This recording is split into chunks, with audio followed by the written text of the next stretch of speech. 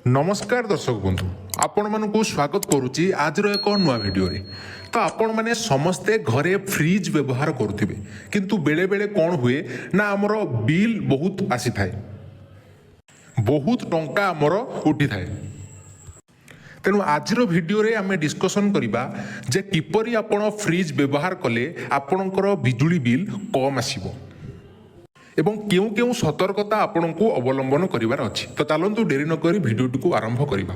तो दर्शक बंधु आपण माने समस्त जानिछंती फ्रिज केते गुरुत्वपूर्ण हो जाइछि आज दुनिया रे।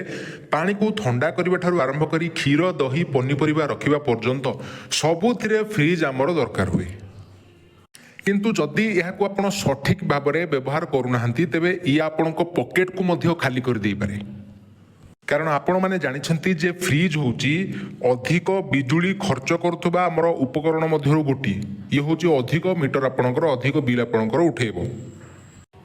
दीटा फैन लाइट आउ हमर फ्रिज रे आर मासरे 700 टंका बिल आसीथिला किंतु ए मासरे हमर 1200 टंका बिल पाखापाखि 500 टंका अधिक। तो निहाती पक्षे आपण मानकर केते यूनिट उठुची किंबा केते टंका आपणकर बिल उठुची कमेंट सेक्शन रे जणाई देबे। चलंतु गोटी परे गोटी आमे डिस्कशन करिबा किभଳି आपण फ्रिज रो व्यवहार करिवे। नंबर 1 फ्रिज रो तापमात्रा को कम करंतु फ्रिज रो टेम्परेचर को कम करंतु। बहुत लोक कौन करती ना फ्रिज रे तापमात्रा को ठंडा करबा पई बहुत कमे दियंती किंतु आपण माने भूली जाउछंती जे एहा करबा द्वारा विद्युत व्यवहार वृद्धि पाए एवं बिल अधिक हुए तेणु सबु बेले टेम्परेचर को गोटे स्टेबल भितरे रखंतु बेसी कम करंतु नाही।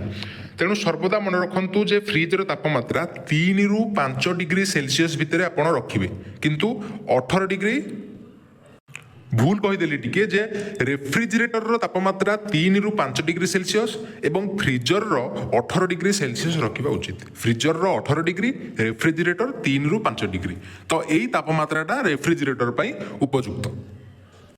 सेकेंड पॉइंट होउची आपणकर रेफ्रिजरेटर को डिफ्रॉस्ट करंतु।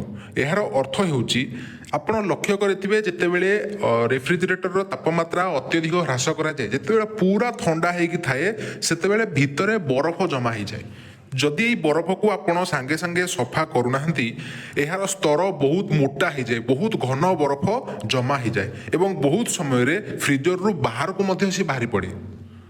एथिपाई जो आपणकर जोठी बरफ थौछंती फ्रिजर से फ्रिजर रो कबाट जो अच्छी से द्वाराटा दबा पाई मध्य कष्टकर होइथाय। तेणु मोटर उपरे ओभरलोड ह्रास करिबा एवं विद्युत व्यवहार ह्रास करिबा एवं क्षति को रोकिबा पाई आपणको सेही रेफ्रिजरेटर को डिफ्रोस्ट करिबा को पड़िबो। बरफ जो जमा होउची ताको समय समय रे आपणको खाली करिबा को पड़िबो। नंबर 3 हेउची फ्रिज रो डोर बेसी समय खोलंतु नाही। पिलामानंकर रेफ्रिजरेटर द्वारा बारंबार खोलिबा अभ्यास थाए एवं घरे मध्य आपण लक्ष्य करिथिबे कोनोसी परिबा काढिला बेलकू किंबा कोनोसी जिंस काढिला बेलकू आपण 1 मिनिट 2 मिनिट 3 मिनिट पर्यंत फ्रिज डोरटा खोला रखिकी तापर सेठरू कोन काढुथिबे जा फल रेफ्रिजरेटर को एटा बहुत क्षति पहुंचाई थाए कारण एहा को खोलिबा परे ठंडा पवन तुरंत बाहर को चली आसी एवं ताप फल कौन हुए ना मोटर को पुणी थरे अधिक ओभरलोड पड़े एवं विद्युत खर्च करे कारण मोटर पुणी थरे ठंडा करने को चेष्टा करिवो जाफल कि फ्रिज बहुत शीघ्र खराब हो जाए। तेणु नंबर 3 रे फ्रिज डोर खोलिबा मध्य आपण देखिबे। नंबर 4 होउची जे फ्रिज रे जिनिस को ठीक भाबरे रखंतु। आमको आमर रेफ्रिजरेटर रो सामग्री को सठिक भाबरे सजाड़िबा उचित। जिनिस गुडी को एकाठी रखिबा द्वारा ठंडा पवन प्रवाह बंद हो जाए। जदि आपण एकाठी कोनोसी जिनिस जोड़ी जाड़ी की रखि दोछन ठंडा पवन कमिबाटा बंद हो जिवो जा फल रे मोटर को अधिक ओभरलोड अधिक प्रेशर पड़िबो मोटर अधिक काम करिवो। एहा द्वारा रेफ्रिजरेटर रो ठंडा हेबा पई अधिक विद्युत व्यवहार करे जहा आपणको विद्युत बिल उपरे प्रभाव पकाए। तेणु रेफ्रिजरेटर रे किछि स्थान रखिबा को चेष्टा करंतु जहा द्वारा पवन मुक्त भाबरे परिचालना करि परिबो।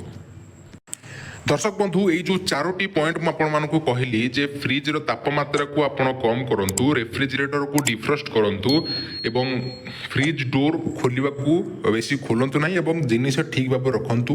ये 4टी जिनिस आपण फॉलो करंतु एवं रिजल्ट कौन अच्छी निहाती पक्षे आमको कमेंट सेक्शन रे जणेबे। या छड़ा आपणकर बिल केते कोन उठुची निहाती पक्षे कमेंट सेक्शन रे जणेबे।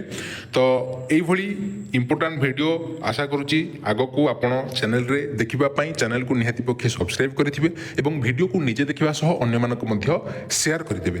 ଦର୍ଶକ ବନ୍ଧୁ ଏଇଭଳି ଗୁରୁତ୍ୱପୂର୍ଣ୍ଣ ଭିଡ଼ିଓ ସହ ଦେଖା ହେବା ପରବର୍ତ୍ତୀ ସମୟରେ। ଜୟ ଜଗନ୍ନାଥ।